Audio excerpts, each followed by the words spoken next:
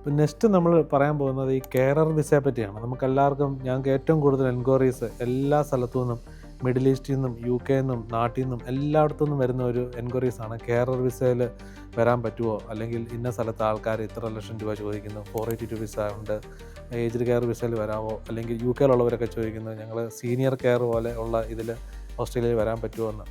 അപ്പം അതിനകത്തൊരു കാര്യം, നമ്മൾ കുറേ കാര്യങ്ങൾ ഇതിനകത്ത് അറിഞ്ഞിരിക്കണം. ഈ ഫസ്റ്റ് ഓഫ് ഓൾ ഈ വിസയെ പറ്റി ഡീറ്റെയിൽ ആയിട്ട് പറഞ്ഞതിന് മുമ്പ് കുറച്ച് കാര്യങ്ങൾ ആദ്യം ഞാൻ ഇതിനെപ്പറ്റി പറഞ്ഞിട്ട് ബാക്കി ഈ ഒരു വിസ റിയാലിറ്റി ആണോ അല്ലയോ എന്നുള്ള കാര്യം പറയാം.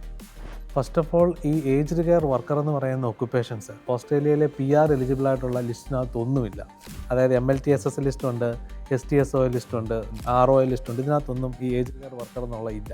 പിന്നെ ആകെപ്പാടെ ഈ ഏജ്ഡ് കെയർ വർക്കറിൻ്റെ ഈ ഒക്കുപ്പേഷൻസ് ഉള്ളത് CSOI ലിസ്റ്റ് എന്ന് പറയുന്ന ഒരു ലിസ്റ്റിനകത്താണ്. അതായത് 482 സ്പോൺസേഡ് വിസാസ്. അപ്പോൾ ഈ സ്പോൺസേഡ് വിസാസിനകത്താണ് എല്ലാവരും ഏറ്റവും കൂടുതൽ ചതിക്കുഴിക്കകത്തപ്പെടുന്നത്. അതിന് വളരെ കുറച്ച് ക്രൈറ്റീരിയാസ് മീറ്റ് ചെയ്യണം. ഫങ്ഷണൽ ഇംഗ്ലീഷ് വേണം, 1 ഇയർ എക്സ്പീരിയൻസ് വേണം, അതുപോലെ ഒരു അപ്രൂവ്ഡ് എംപ്ലോയർ നമ്മളെ സ്പോൺസർ ചെയ്യാനായിട്ട് വില്ലിങ് ആയിരിക്കണം. അങ്ങനെയുള്ള കുറേ ക്രൈറ്റീരിയാസ് ഉണ്ട്. അപ്പോൾ നെക്സ്റ്റ് ടൈം നിങ്ങൾ ഏജ്ഡ് കെയർ വർക്കർ അല്ലെങ്കിൽ കെയറർ വിസ അങ്ങനെയൊക്കെ പറഞ്ഞ് ഏതെങ്കിലും ആൾക്കാർ നിങ്ങളെ സമീപിക്കുകയാണെന്നുണ്ടെങ്കിൽ തീർച്ചയായിട്ടും ഒരു രജിസ്റ്റേർഡ് മൈഗ്രേഷൻ കൺസൾട്ടൻറ്റിനെ സമീപിക്കുക.